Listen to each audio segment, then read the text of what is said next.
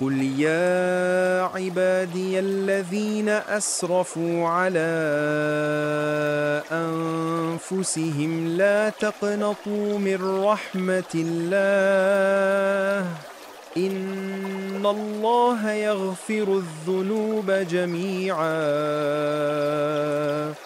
إنه هو الغفور الرحيم সূরা আয-যুমার আয়াত ৫৩ অর্থ বলুন হে আমার বান্দাগণ যারা নিজেদের উপর অন্যায় করেছ তোমরা আল্লাহর রহমত থেকে নিরাশ হইও না নিশ্চয়ই আল্লাহ সমস্ত গুনাহ মাফ করে দেন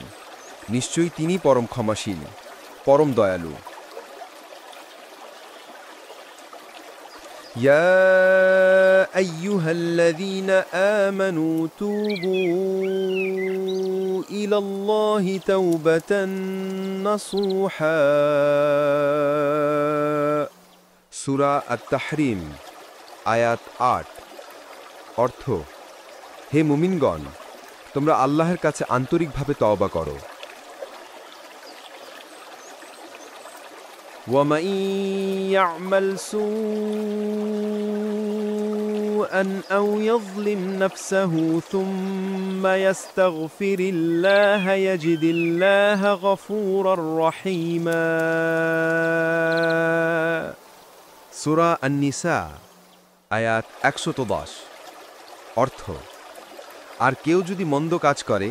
বা নিজের প্রতি জুলুম করে অতঃপর আল্লাহর নিকট ক্ষমা চায় তবে সে আল্লাহকে পরম ক্ষমাশীল পরম দয়ালু হিসেবে পাবে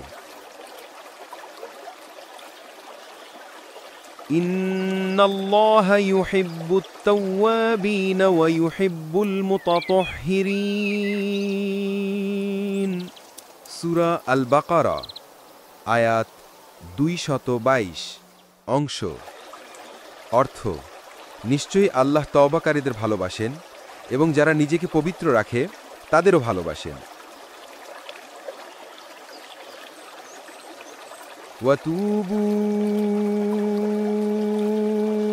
ইলাল্লাহি জামিআন আইয়ুহাল মুমিনুনা লাআল্লাকুম তুফলিহুন সূরা আন-নূর আয়াত ৩১ অংশ তোমরা সবাই আল্লাহর নিকট তওবা করো হে মুমিনগণ যেন তোমরা সফল হতে পারো